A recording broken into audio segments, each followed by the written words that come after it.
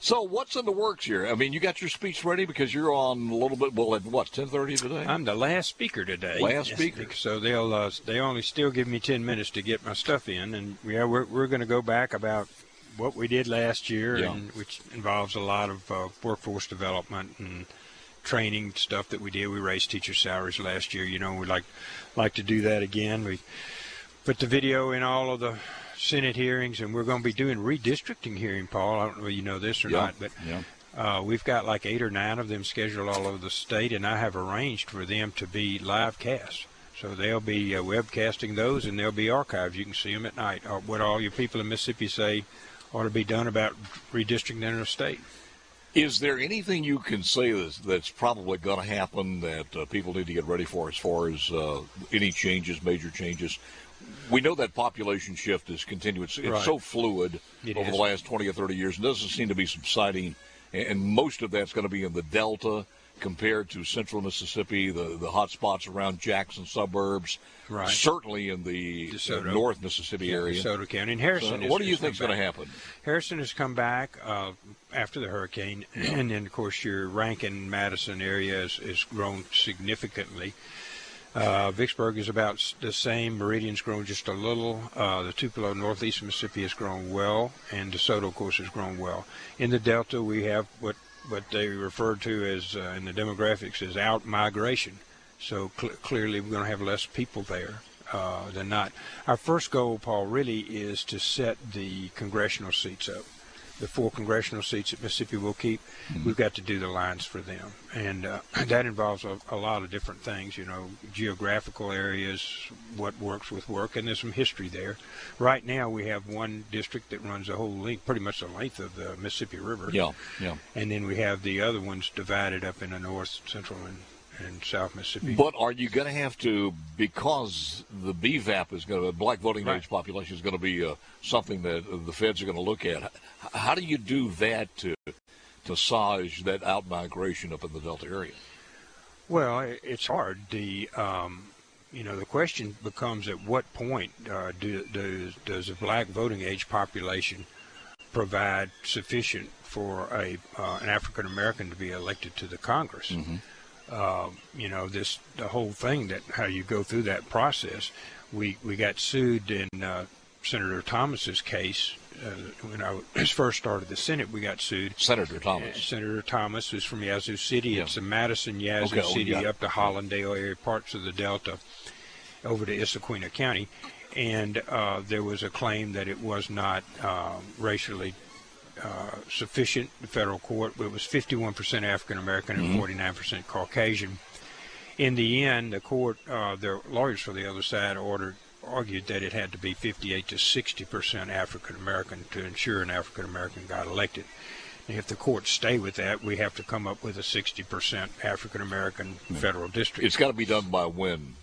Oh, we have to finish it before December, because they have to register the first of next year. So are we under any edicts as far as the feds to approve that? We're out of that, aren't we? We are, and the Shelby case, part of the Shelby case was removed. But it could be contested legally, and then that would change? I mean, if they don't like the way we do it, I can assume they've got my name, and I'll get served. So one of the major issues now is the Senate study committees are underway, or will soon be underway, on a couple of things. I was watching Hob Bryan, and he was asking some great questions. And as a matter of fact, we captured quite a bit of that and played quite a bit of the Dr. Perry, Elizabeth Perry. Parry, and she did a great job. She was quite good. Lynn Perry, I have no idea. Thank you, Perez. I have no idea why I keep saying Liz. Dr. Perry was outstanding. I thought the senators from Oklahoma and Utah were outstanding. I thought the individual that ran the Michigan marijuana force was outstanding. We all learned a lot from those hearings, and Senator Blackwell and Senator Hob Bryan really put together a lot of information. Senator Blackwell's in the middle of drafting it now. Well, he's past the middle, I think, getting towards the end of it. And so we'll be all getting together with the members of the House and going through the key issues here very shortly. I anticipate that'll probably be next week. Is after the hearings there, and people heard this, and again, from the statewide audience we have so many people feeding back, and many of them legislators, on exactly what some of these people have been saying.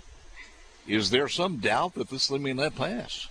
I think it'll pass, Paul. I think we'll come up with a medical marijuana bill, though. Yeah. Where I don't believe people in Mississippi, at least the ones talking to me and the ones that voted and whatnot, and discussions that I've had all over Mississippi from Pass Christian to Corinth, all indicated that they wanted a medical marijuana bill. So this bill will be a medical marijuana bill. It's not going to be just open doors. I agree with you 100%. And one of the things that when we're talking to people who are advocates for, the recreational marijuana, or at least this being a gateway to recreational marijuana, they say things like, well, no, the Alabama law is too restrictive. It's only a medical marijuana. Well, that's what they voted for. Right. And if the whole thing was for to be compassionate to get medical marijuana, then the substructure or the structure of the industry should be secondary. Yes, and looking at at Kevin Blackwell's bill that he's been pushing, he actually is expanding the coverage, the actual medical usage of marijuana. But as far as everybody can smoke it anywhere they want to, that's not going to be in that legislation. Yeah. And if people think that's going to happen, it's just not going to happen. Not right now. And I guess if we want to come back and have the debate about just a Colorado style, everybody can smoke anywhere they want to, I think that will come later and may be voted in or out. But the people voted for a medical marijuana bill, and Senator Blackwell and the rest of the Senate, Senator Bryan, and I think the House too will want a medical marijuana. Lieutenant Governor Delbert Hosemann, on your tours that you had across the state, when you talked to some of the leaders as far as the municipalities, is it a non-starter to say that you have to have it in your city if you don't want it?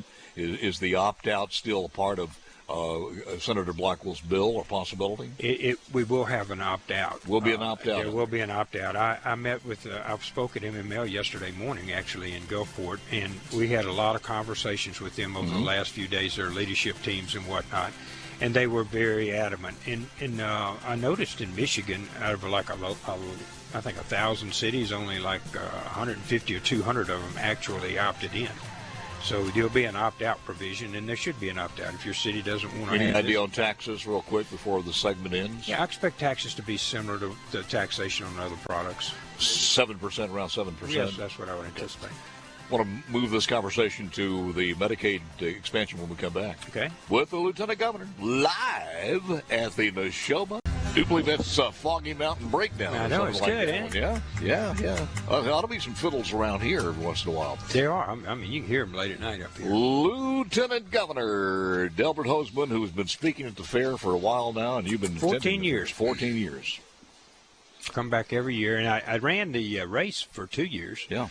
The Heart of Dixie, which is you swim a half a mile and you bike ride, I think, 30 miles. Where do you swim? Lake Teocata over in Louisville. Yeah. And then you bike over here, and then you run the last 7 miles, and you finish on the track. Run around the track twice and finish. That'll get a dozen donuts going pretty fast. I think it would. I don't know of any deaths that have occurred, but a lot of people wish they would died. The heat indices today is 115. So it's really hot when you do that race. Short segment here, but I want to get into this as far as where do you think we are? Has the hearing started on the Medicaid? Starts in August. Starts in August. Yes, it will, and it will cover a whole bevy of different things. Of course, we have insurance options that we're looking at. We have issues about coverage, how we're going to do coverage, that kind of thing. Managed care is up this year, Paul. That's a huge expense to the state, about $250 million a year.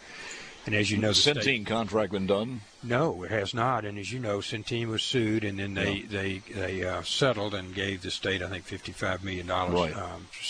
Minus the lawyers' fees. Attorney General Finch. Yeah, she had about $2 million, I think, in attorney's fees. What? And I didn't mean to ask you this. It's a lot of time in this one. But your thoughts on the AG's filing with the Supreme Court on the abortion? Oh, I'm anxious. I'm anxious to see that go forward, and I hopefully she'll be successful. Yeah. So as far as the Medicaid itself is concerned, there are some things where have you any communication with the House at all on this one, or is it? Yeah, we the Speaker and I visit on occasion, pretty regularly. During the summer, it's a little bit harder, and then I've met with some of their leadership. You met with the governor on it? No, haven't met with the governor on it. He's been on the run. He's been COVIDed up, I think, but I have not met with him on it. How about as far as the medical marijuana? Have you been meeting with the House on that? We have. We've had some meetings with House members, and then they've designated Lee Yancey as a member of the House, was at the hearings, and then I've talked with Trey. Has the governor been part of that? No. All right. The American Rescue Funds, that money is, what is it, 1.7, 1.8 billion? It's a lot more than that. We get 1.8 billion, and the education got 1.6 billion, Paul. And then the cities and the counties got 900 million. That's enough to fix a leaky roof. It's enough for a lot of things. And we actually have been everywhere, literally from Corinth to Pass Christian, meeting with supervisors all over the state and meeting with municipalities. I have told them to save that money. Just put it aside, because they got 900 million, the cities got 500, the counties got 500, the cities got 350. So if you'll save that money, put it aside, start looking at what projects you want to look at, then the state can come in and supplement that, maybe even match some of your contributions. So instead of getting $1 million, you may have $2 million to redo your water and sewer and plant and whatnot. I emphasize to them that every state's got all this money, so we're going to have capacity issues just like you see in home building. You know, all the pipe and everything's going to be already ordered. So Mississippi needs to get out early on. So I've asked them all to meet with their senators and House Representatives members, and then in January here, very shortly, we'll come out and start matching these monies or contributing, to get my new water sewer plant where my new industrial will be and my new subdivisions are going. I can put up $1 million. Can you give me 800,000? Just plan it out. Plan it out. Yeah. Those who come with a good plan, of course, will be rewarded first. And it is daunting because you've got the $1.8 billion there. You've got an infrastructure bill that sooner or later is going to be a ton of money coming in. They're in negotiations today. We had all of the other stimulus things that were here. Some of the money hasn't been spent with the broadband, everything else. It's just daunting, the amount of money. Plus, we had close to $1 billion more than we expected as far as $1.049 billion. $1.049 billion. Casino looks good and everything else, so the things are flush, especially when you look at the rainy day funds and things like that. So we have filled up our rainy day fund. 10% of the amount of our budget is set aside as a savings account. No, any breaking news before I let you go here? Any breaking news you're gonna have as far as the speech at 10:30 or 10 o'clock? We've got a couple of nuances. I think we're going to add. You kind of laughed and smiled a little bit saying that. Well, I don't want to release everything, Paul. I mean, heck, it's don't have anything to talk about. It's a couple of nuances that you will release during the speech this morning. I do. We need to. What time is that? It's at 10:30. 10:30. And we'll have a couple of extra things to talk about, I think, that people have an interest in. So it has nothing to do with politics. Everything has to do with politics. I guess it does. No, I'm on a 4-year contract, so y'all got 2 years before you can fire me. I think. Always good seeing you. It's great to be here. This is a Mississippi tradition, and it's to come up here. I'm honored every year. I wear the same shirt I bought at the Walmart the first time I came up. I keep it in the closet. Now that shirt has a little bit different meanings. I don't That's know. a world championship shirt. I don't know. Well, we hadn't lost with it, so maybe I just need to keep wearing it. All right, my man. Thank you.